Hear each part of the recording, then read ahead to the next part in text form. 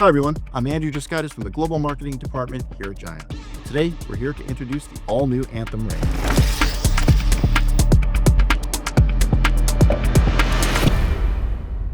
With me is Joe Staub, Category Manager for our off-road section.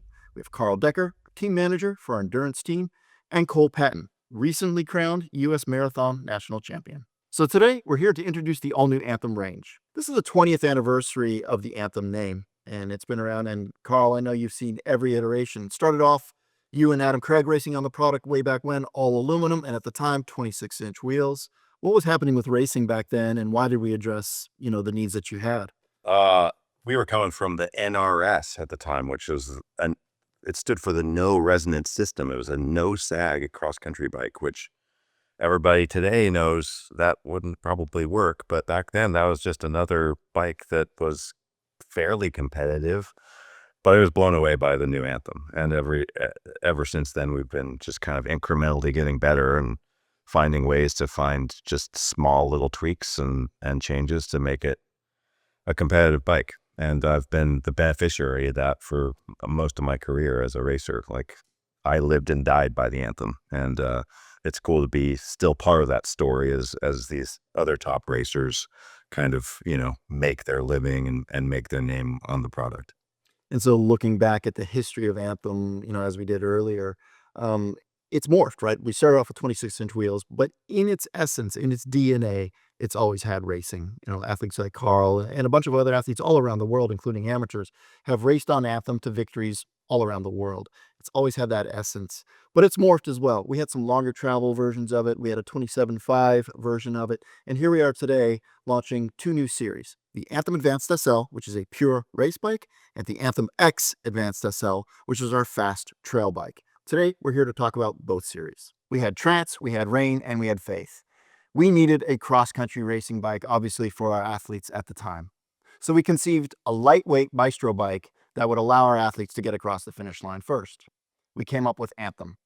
That bike was all aluminum back in its first generation, and it allowed yourself, Carl, Adam Craig at the time, who was racing cross-country for us, to get to that finish line faster than they ever had before. It was a big step forward, for sure. It was a big step, and what it allowed us to do is learn kind of the extreme limits of Maestro. That was short travel. I think in the beginning it was 3 inches of travel. Yeah. Way back in the day. And that morphed. Over the next 20 years, and this is the 20th anniversary of Anthem, that generation formed and went in different disciplines. It got a little bit longer travel in some applications, and it stayed true to its cross-country roots in other applications. And it ebbed and flowed. We went from 26-inch wheels that you started racing on. I think you ended up racing on 27.5-inch wheels. And then eventually here we are today, and I think you had some experience with this as well, Carl. We went to 29. And every step of the way, we learned a little bit more about squeaking out a little bit more efficiency out of Anthem. And that's where we are today. So, Joe, you mentioned FlexPoint Pro suspension. I know that FlexPoint Pro was introduced with the previous generation of Anthem, but earlier on in this conversation, we're talking about Maestro, long legacy of Anthem and Maestro. What really initiated the change over from Maestro to FlexPoint Pro, and what are the key differences?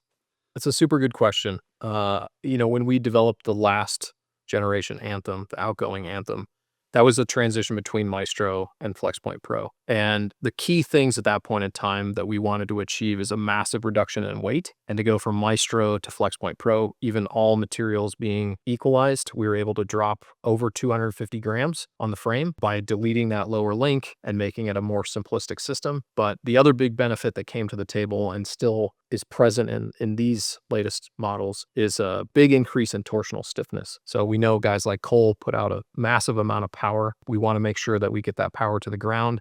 So being able to go from a multi-link system like Maestro to a link-driven single pivot style system allows us to build a really robust swing arm, especially in the chainstay area. So we drop one pivot, save a lot of weight, and build a better, stiffer pedaling platform. Joe, you are new to the category manager of the off-road position.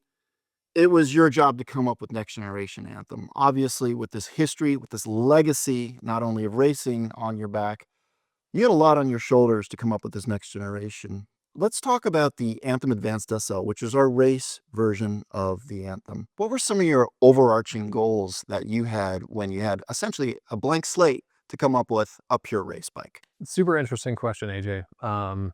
And I have to say, to start, it was an honor to work on the 20th edition Anthem. That wasn't something that was front of mind early in development, but knowing that Anthem had such a long legacy with Giant definitely weighed on the project. It brings a lot of importance to what we want to execute. But in terms of making Anthem Advanced SL the best race bike, I think we had to take a step back and look at what our athletes do now. Athletes 20 years ago trained different, raced different, courses were different. Everything about XC has evolved, you know, incrementally over time. But when you look at that big time delta, there's a big change. It's a whole different sport now. And I think the name of the game in a lot of ways for athletes is seeking marginal gains. And we had a great Anthem in its last iteration. I think that bike was one of the lightest on the market when it came out. It certainly had a lot of pedaling performance built into it, but we really wanted to dissect what Anthem is as a race product and look for all of those incremental gains. So we took one of our leading competitors. We took the Specialized S-Works Epic as the flagship kind of gold standard from technology and things like that in the market, and looked at what made it so good, understood all of the different performance parameters of it, the way it pedaled. We looked at the suspension system. We really wanted to unpackage why that bike was so good, because clearly it was a really strong bike in the market. So when we made the new Anthem, we were really looking to make those marginal gains in every way possible, so we had verified performance improvements. So the key was really changing the way that we define power transfer, changing the way that we define control, and changing the way that we define our suspension system to make a complete package of all the incremental gains to deliver athletes an unparalleled, no compromise, amazing race machine. Obviously, a lot on your shoulders to improve from, like you said, last generation of Anthem, Advanced Pro 2.9, it was called, getting up to speed really on this new product. Speaking of racing, you touched on it quite a bit. You know, Carl, as I said in the introduction, you've been involved with every Anthem iteration since 2005. Kind of big picture and now you're in a team manager position here as you're working with your athletes such as Cole. What are they looking for out there on the race course? What are they coming to you asking for in terms of technology and performance that they need out of their equipment to get them across the finish line first? The things that the racers need these days are very disparate, from going from like his racing national championships on the marathon side to racing World Cup XC. Those could be very different needs, but it all comes back to efficiency on the climbs and the flats and just capability on the descents. And that's something that Anthem has always done a pretty good job of. I'm excited that this new one is, you know, it looks to be leagues ahead of what we had before. But that's kind of been the narrative the whole time, is just being able to take a bike that is efficient and still rip on descents. That's not always been possible. And now it's possible in a way I think I was born too soon. Like, I wish I was racing on this stuff, right? It's neat to see it. And so speaking of racing on this stuff, first off, Cole, congratulations on your newly crowned U.S. Marathon Championships. Thank you. Well done on that. You know, as Carl is your team manager, you kind of highlighted some of the general things that athletes are looking for. Tell us some of your experience, or tell us about U.S. National Marathon Championships. What did you require from your equipment to get you across and get the stars and bars on your shoulders? Yeah, with the races nowadays, the level of competition is just getting higher. The speeds are getting higher. Our races are actually getting longer, the ones that I'm doing. And so all the little details in equipment matter more. Those marginal gains, they make a bigger difference. So for me, I'm looking at aerodynamics, I'm looking at weight, stiffness, all these little things over a 4-hour race accumulate to a big gain when it comes down to getting across the finish line first. So really just no stone left unturned, and having an updated, super modern bike like this is huge. You talk about marginal gains, marginal gains, marginal gains. Thank you. Specifically, Joe, and you kind of covered it in big picture, but specifically, what were some of the top 3 core features you were hoping to get out of the new Anthem Advanced SL? Specifically, was it weight, stiffness? What was your priority there? Yeah, you know, a little bit back to what I said before. Weight is important, stiffness is important, and those are really important considerations on their own.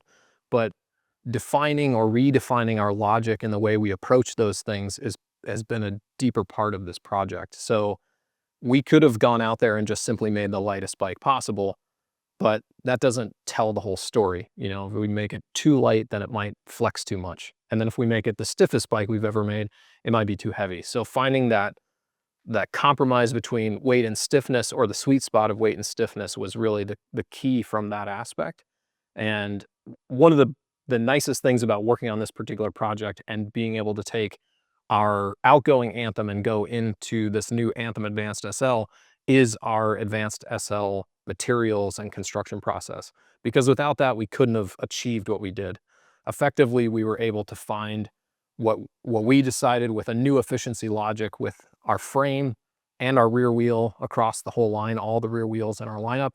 We were able to make a combination between the frame stiffness and weight and the wheel stiffness and weight to give guys like Cole an unparalleled advantage, and one that we can verify. So through a lot of lab testing, a lot of hardcore engineering, we were able to produce a combination of frame and wheel that will actually specifically deliver a marginal gain that we can measure and say, this is better than our competitors. We know for sure it's better than our competitors.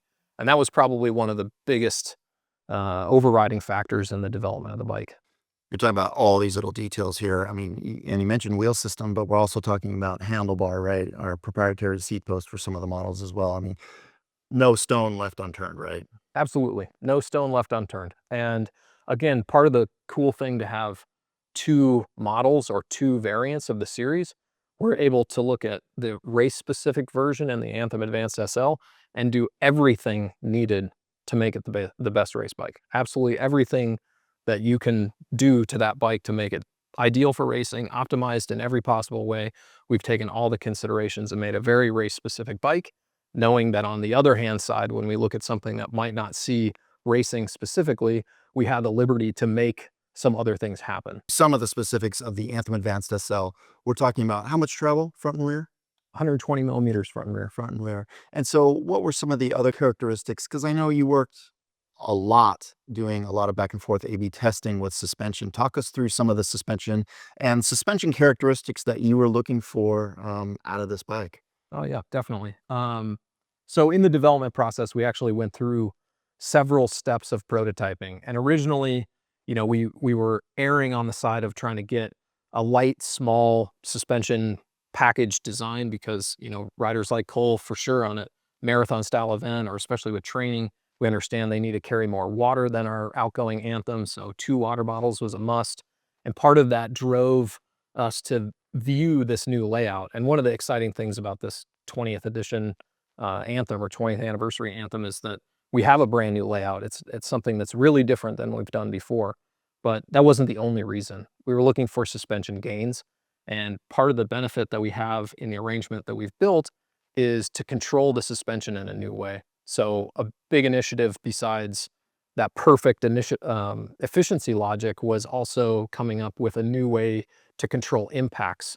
So through the prototyping process, both with our frame and our kinematics, as well as our suspension partners, we developed layers and layers and layers of learning to the point where we control impacts in a new way. So we improved, for example, the way the bike performs when you're in the saddle pedaling. So when Cole is riding a rough track and has to put the power down, but doesn't want to get bounced out of the saddle or get a lot of fatigue introduced to the body because it's just rough and constant pedaling, we basically lowered the spring force requirement or the bump force requirement to make the rear wheel active. So we made a much longer pocket of the sweet spot where each successive bump is very predictable for in-saddle performance.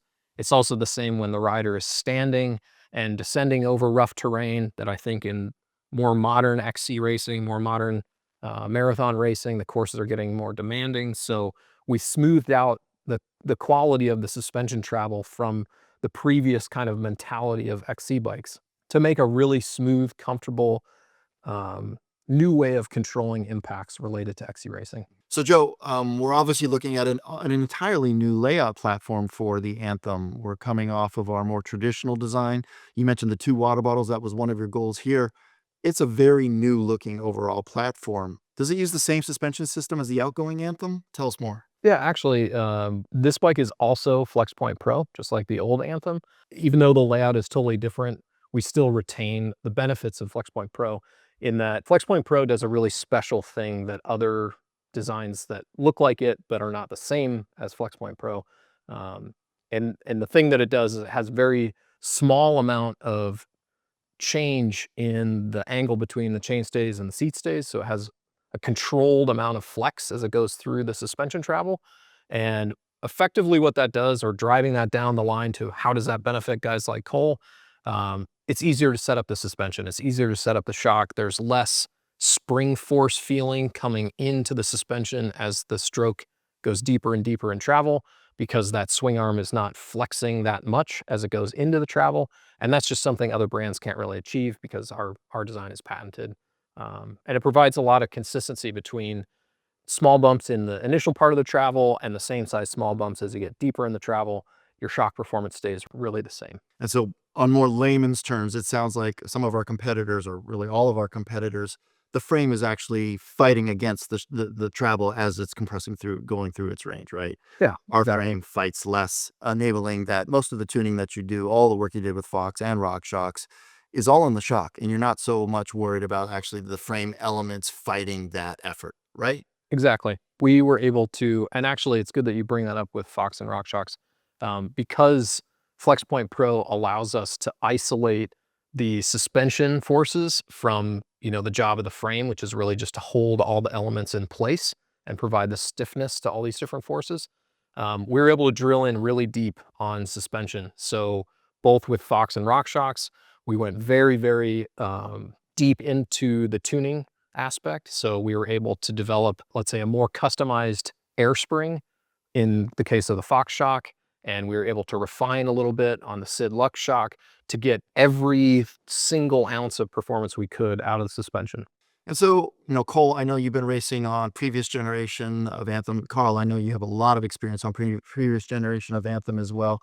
What would you say, to the audience? What are the top 3 biggest differences that they would feel riding the new Anthem Advanced SL versus the outgoing Anthem Advanced Pro 2.9, as we called it? What would you feel? What would they notice? Right away, I think you notice how efficient the bike feels.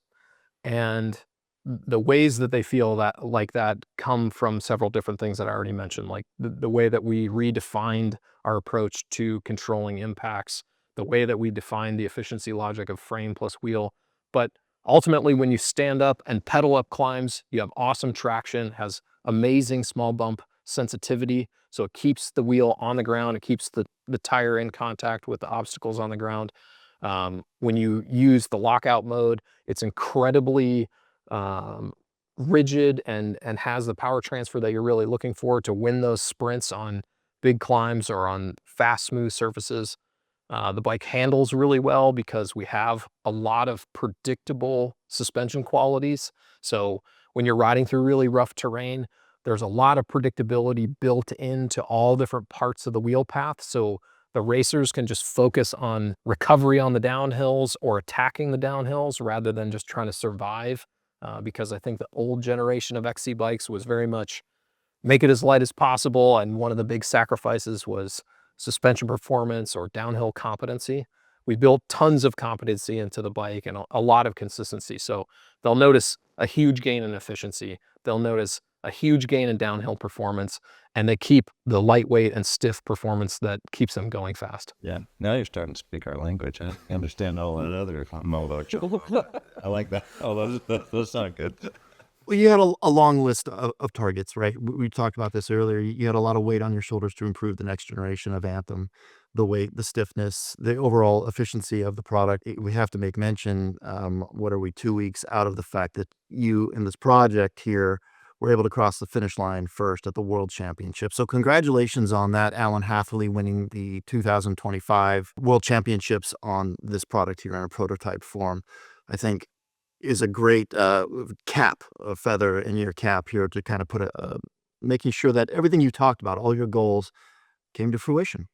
Absolutely. And you won a World Championships, right? That's pretty rare and quite an achievement. It gives me goosebumps to hear about it. We're pretty stoked on that for sure.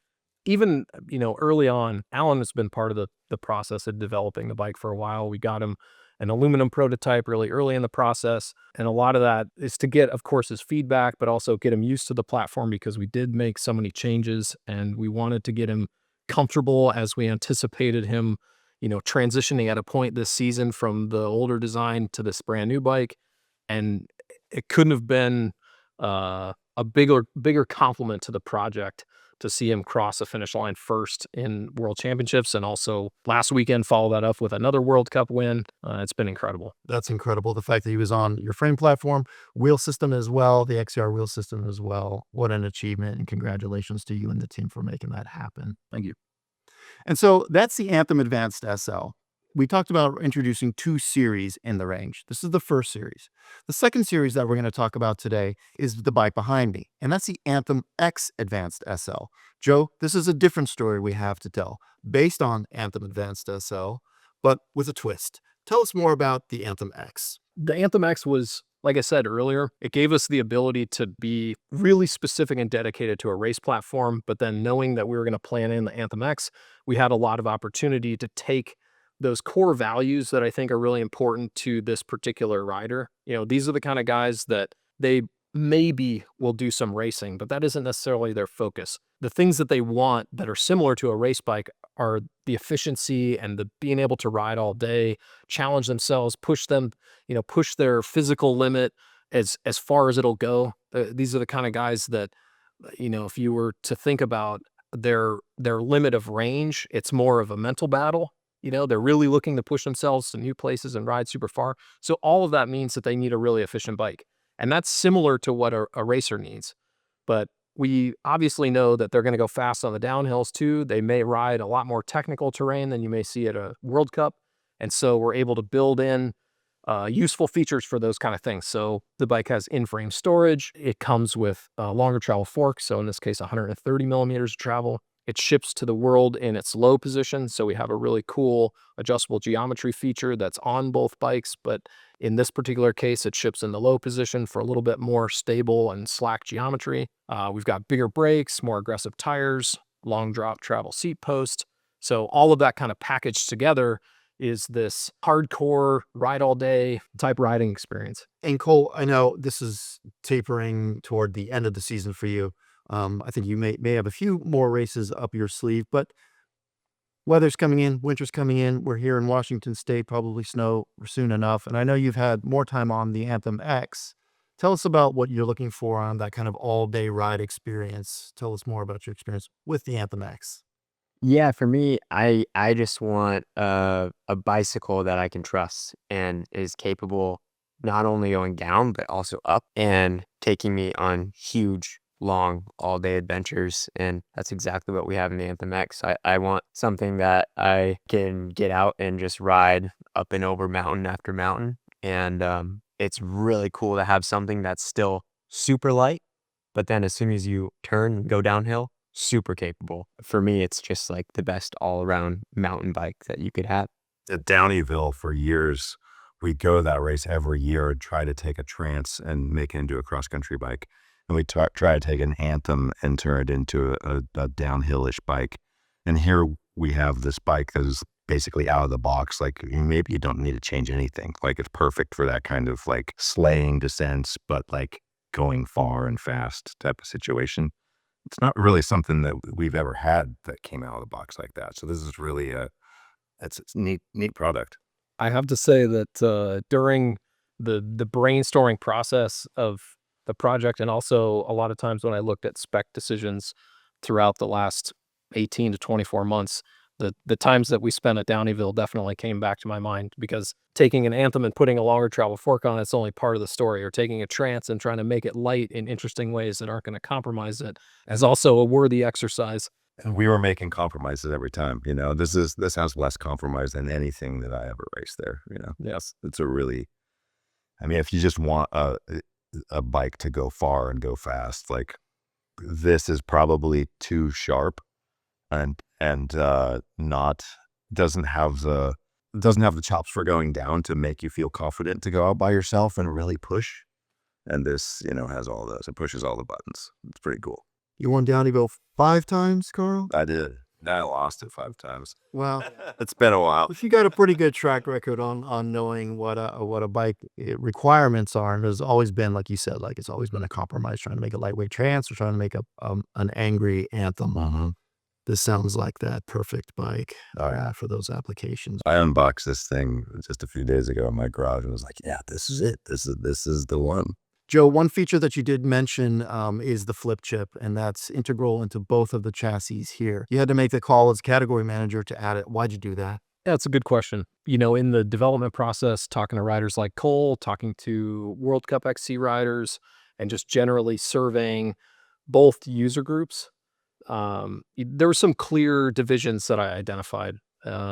We've got a group of riders that are trending towards, for example, shorter cranks. There's a trend among endurance riders to get shorter cranks and change a little bit of their pedaling mechanics and things like that. And, that's something that would drive on my side, the decision about bottom bracket height taking a little bit different of an angle of it. There's riders that are coming to the sport of XC or coming to riding all-day endurance type rides that, they may have a certain opinion about the head angle and what it needs to be. So the new crop of XC racers, these are kids that grew up with crazy skills. These kids grew up with full suspension bikes when they were 6 years old, and they've got new skills that require different bike geometry. But at the same time, there's a lot of people that are, let's say, more traditional. And our outgoing Anthem was something that we didn't really have any complaints on in terms of the way the bike handled, in terms of the geometry, the way the bike fit in terms of the geometry. So on one hand side, we're kind of stuck where do we favor one group of people or one segment of the population, or do we favor the other? And, we have learned a lot about what adjustable geo does for our bikes over the last several years on other projects.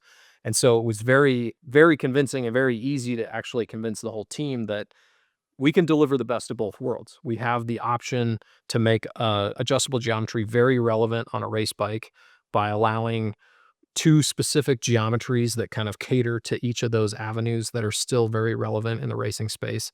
And then in terms of the Anthem X Advanced SL, we have 2 geometries that cater towards maybe different riding conditions. If you ride in a really rocky place versus a smooth place, or you ride in the desert versus the mountain west or the mountain northwest like we are here, we're able to just pick and choose to have 2 really awesome personalities come out of the bike. And so you talked about, some of the adjustability of the Anthem X.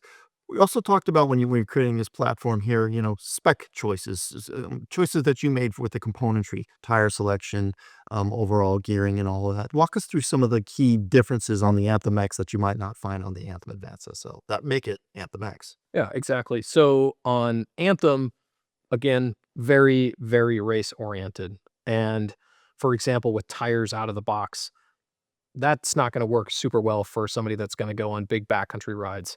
They don't have a tech zone they can roll into. And in some cases, they're riding loose terrain or riding in places where they need more aggressive tires. So that was a big point of difference, is the tires that comes with out of the box. We have more aggressive tires. We have bigger sized rotors for more braking power. It could be the case that you're going to take this bike to the top of some crazy above alpine tree line type trail and have a huge descent that you want to go down. So you need big brakes. You need a lot of power for those brakes. Bigger rotors make a lot of sense. The whole range has 4 piston calipers throughout. So braking power is another, big difference from World Cup XC needs to all-day trail needs. Also the dropper post. I think it's pretty often that a lot of times you're going to be riding with more drop travel than you would in XC when you're riding a trail bike. And sometimes you want those middle positions that a more lightweight XC oriented dropper post doesn't give. We also have different grips. It's a minor detail, but we have the kind of grips that you're going to find on a trail bike rather than the foam ultra lightweight grips that you see on XC race bikes. So pretty much everything that you would, like Carl said, take out of the box and say, I'm going to do a Downeyville type ride where one day is a huge climb and some descending and the next day is just all day shredding. We built all of that into the spec. So definitely differences between the X and the race version of the product.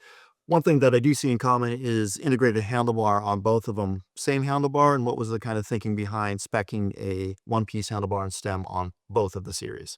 Yeah, so we have the same handlebar across the series. There's a carbon fiber one-piece handlebar and an aluminum one-piece handlebar. So depending on the model level, you may have carbon, you may have aluminum, but they are the same on both series. And I think that's one point that you could say maybe the only real difference that I feel like you're going to have between a XC racer and an all-day trail rider in this case is perhaps the XC racer is going to cut the bar a little narrower.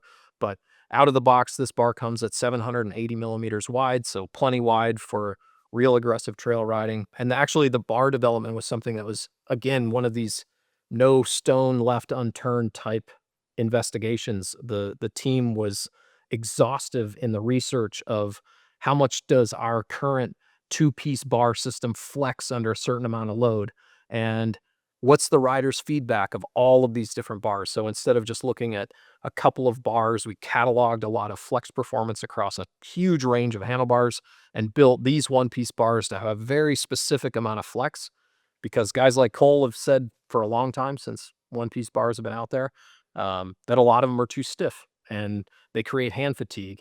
And in XC, that's bad. And all-day trail riding, that's bad. So we built a set of bars that have awesome flex pattern, and we've gotten, really great feedback from the riders that have ridden on them that it's comfortable to ride. It's got great geos, so it fits both.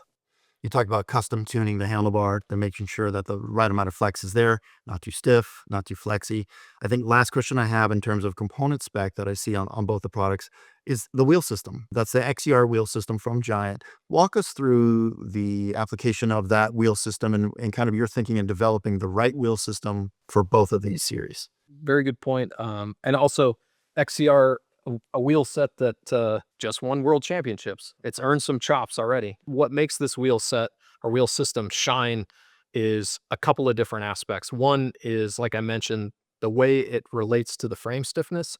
So we built a wheel that works together with the frame to make sure that every watt of energy that the rider puts in, it goes into forward motion. So it goes through the bike and into the ground rather than all that carbon fiber swaying out of the way. So rather than getting too light or getting too stiff, we went right to our engineering target of making sure every watt of rider power goes into the ground rather than getting wasted sloshing around in material deformation.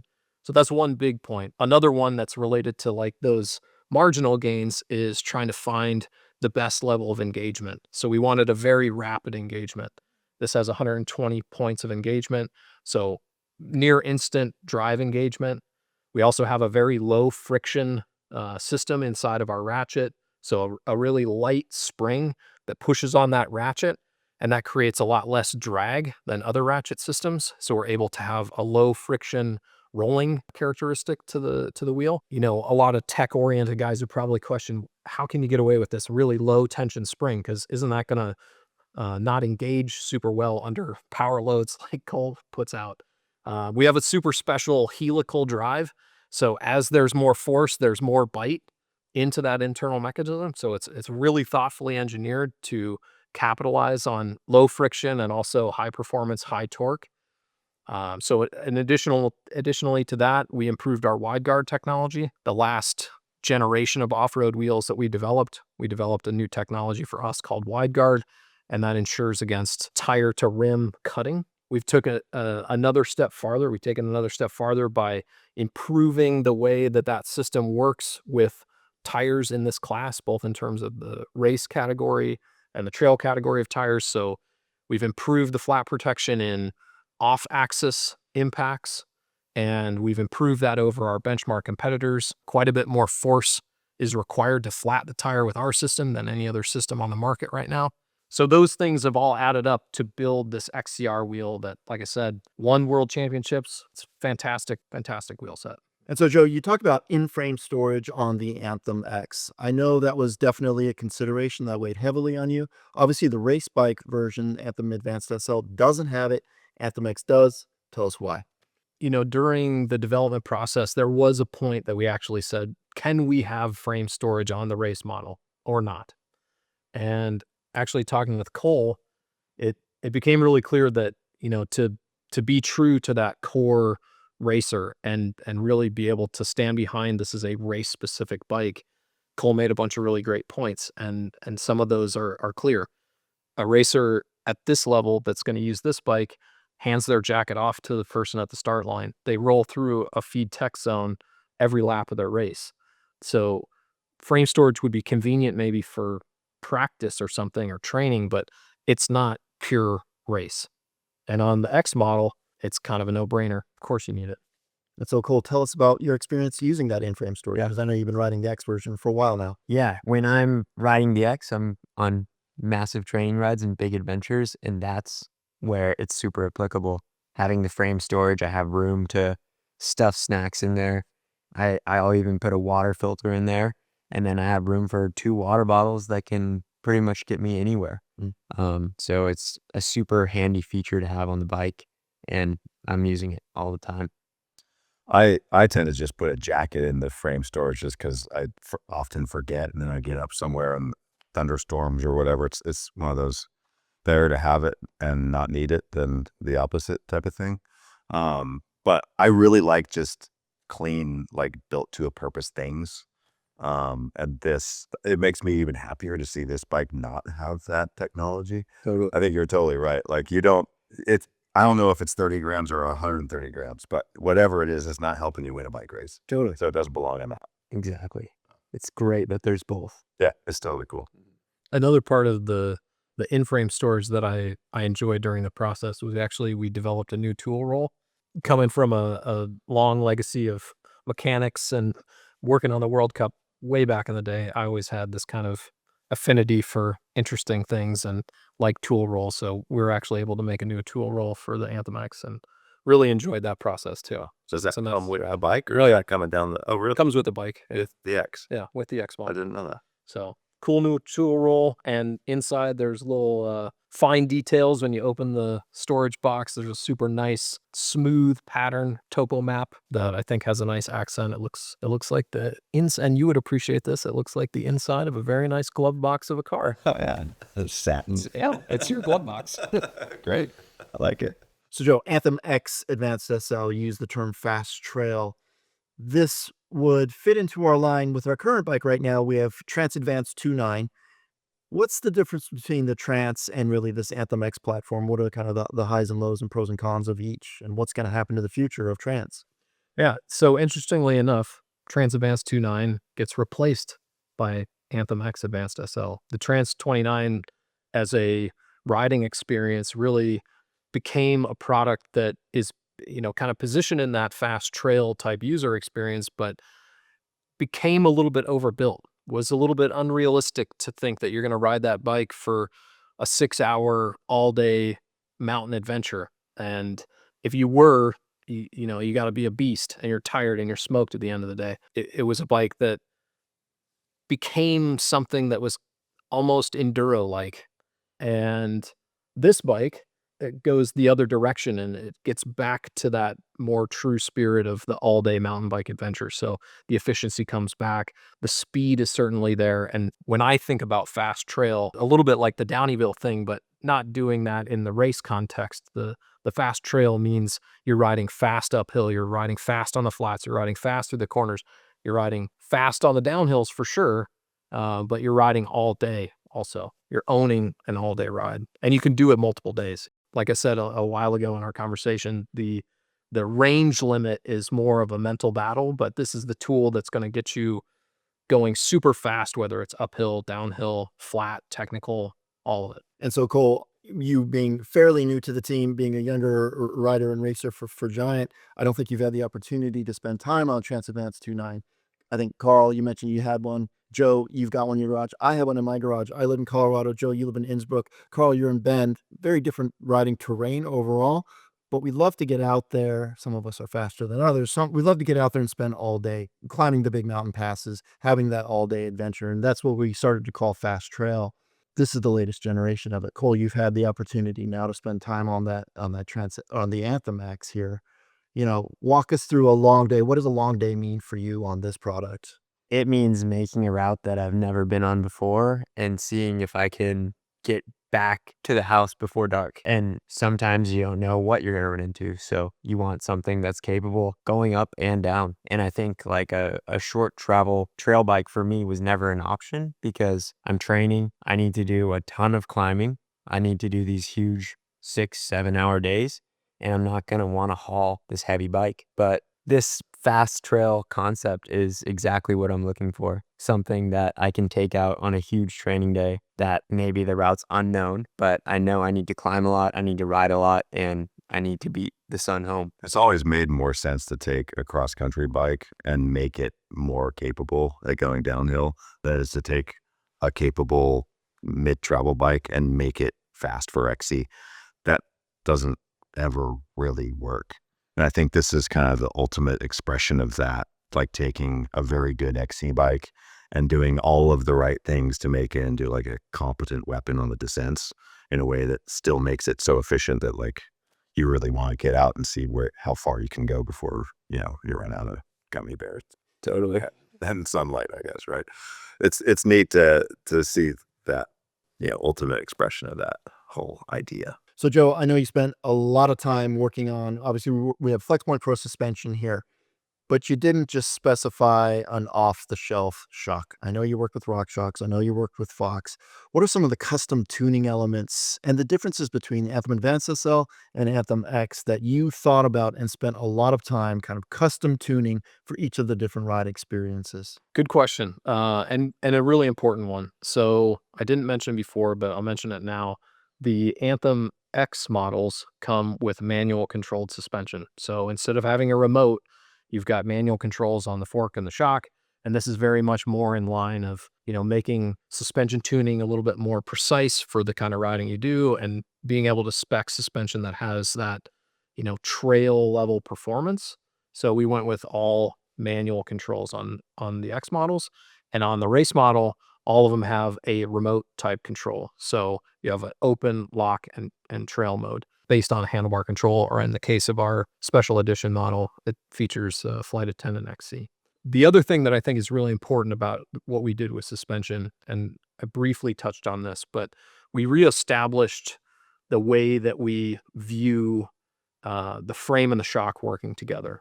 So essentially we combined the characteristics of the shock, and that being the spring curve, and the characteristics of the bike, which is the kinematics, and most typically people are referring to the leverage ratio. We put those two things together in a way that we could commonly share information about feedback from riders like Cole. So if they say, when I'm in the saddle, I want a little bit more bump performance, or I want it to be smoother here, or I want to have a little bit firmer presence in a specific spot of the travel, or as you get deeper into the stroke, you want to have the suspension perform a certain way. We're able to really look at what's happening specifically at the rear wheel with exactly that shock or exactly that shock, whether it's RockShox or Fox. And that led us down a road to where we went through several iterations of prototypes to get the frame side of the story where we wanted. And then when it came to our suspension partners, we actually, on the case of Fox, developed an entire new air can. So we wanted to take advantage of their small, lightweight SL shock, but we wanted to get the spring performance of a bigger shock. So they worked together with us to build us a really specific air can that allows this bike to punch above its appearance. So it punches in a new weight class with a really high performance air shock that was developed specifically for this bike platform. And in the case of RockShox, during the development process, we highlighted a couple performance characteristics that we really wanted to harness and that had a great feel right away. But there was a couple points during the travel that we noticed we needed tiny improvements.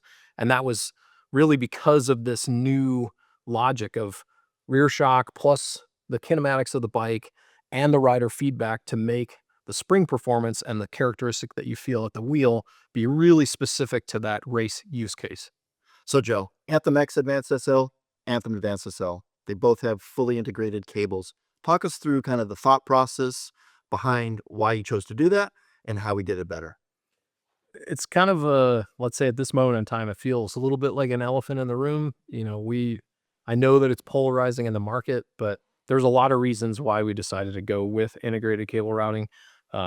In the case of feedback from guys like Cole, aerodynamics is definitely an important factor here that we can't overlook. My longtime background is as a mechanic, and I hated the messy tangle of cables when you're talking about a fork and shock remote brake lines, shifters, all that stuff just created this kind of mess at the front of the bike. And I think integrated cable routing brings a lot of cleanliness and clean lines to the front of the bike, which is a super important thing for our consumers. But we didn't just make a normal integrated cable routing system. We took a lot of time to think about how the cables need to route through the frame, how water and dirt get in or don't get in. So we were able to take extra care about the way we seal the headset, the way the top cap has seals. And I think with the handlebar, one of the most well thought out parts of the process is that we made it so you can still achieve a very low stack height. So you can actually put our handlebar directly on the top cap of the headset. But we have this nice smooth routing that allows mechanical cables to go a nice clean arc into the frame. So it doesn't have this like sudden bend with a high amount of friction in the cable. So you still get clean, precise shifting, or you get a smooth action out of your suspension lockout. And I think we did a really great job in executing this internal cable routing system. And also for dealers or consumers who do want to swap out bar and stem, it's not fully integrated into the system. There's a channel there to make it easier. Is that right? Exactly. The cables don't actually go inside the handlebar. They go into a channel underneath the handlebar. So you can do a bar swap with our system faster than it would be for a normal two-piece handlebar stem system. So Joe, thanks for talking us through kind of internal cable routing there. You mentioned aesthetics, obviously, but Cole, as an athlete, I know you've raced a whole long period of time with having that kind of rat's nest front end. Now you've got a really clean front end. What's the difference? Why do you care? It looks amazing for me, but the aerodynamics are really the big player here for as well. Like this is a marginal gain that makes a big difference over a long race. Having 4 or 5 cables out front, they're all just in the wind, and now all of a sudden that's all eliminated. It's a race bike. It's a speed machine. I know you spend a lot of time racing on the gravel side of things, and, courses like Unbound, and a lot of those average speeds on those courses are going up, up, up. Aerodynamics is definitely coming into play, obviously trickling down from road. Now it's happening in gravel, and it's starting to happen in the off-road world. I mean, you just won marathon national championships. I know you were out there talking about aerodynamics. I mean, you feel like that's the future? Totally. Yeah. The speeds are getting higher. Athletes are getting stronger. Sports nutrition is changing the game. The courses are farther in distance. And now the bike is more capable at that. Another marginal gain with this new frame is we can fit a bigger chainring, which is needed for these races with higher speeds. And so with that, Joe, spec choices for gearing on the 2 series with Anthem X and Anthem Advanced SL, what are the opportunities? Yeah, so for Anthem Advanced SL, we actually spec 34 tooth chainrings across the range. And on the Anthem X Advanced SL, we spec 32. So lower range overall, enabling you to climb all day up these super steep grades, race gearing on the Anthem Advanced SL. Precisely. Got it. Thanks for that deep dive. We talked about Anthem X Advanced SL. We talked about Anthem Advanced SL. That's the race version and the trail version, fast trail version of both these bikes. So Cole, thank you for spending a lot of time. I know you provided a lot of feedback to Joe and the team to make sure that these products are right, both in the trail version, the race version as well. We wish you luck in your upcoming season as you race this new bike. Carl, of course, legendary background with Anthem. You provided 20 years of insight into how to continuously make Anthem better. Here's to the next 20. Here's to the next 20. But we thank you for that. And Joe, of course, for leading the charge in product development. I know you spent an inordinate amount of time getting the details right. We talked about those small incremental gains that add up to an overall efficient platform, both in the race version and the fast trail version of the new Anthem range. So from Washington, I want to thank my panel. I'm Andrew from the Global Marketing Department, and here we are today introducing the all-new Anthem range.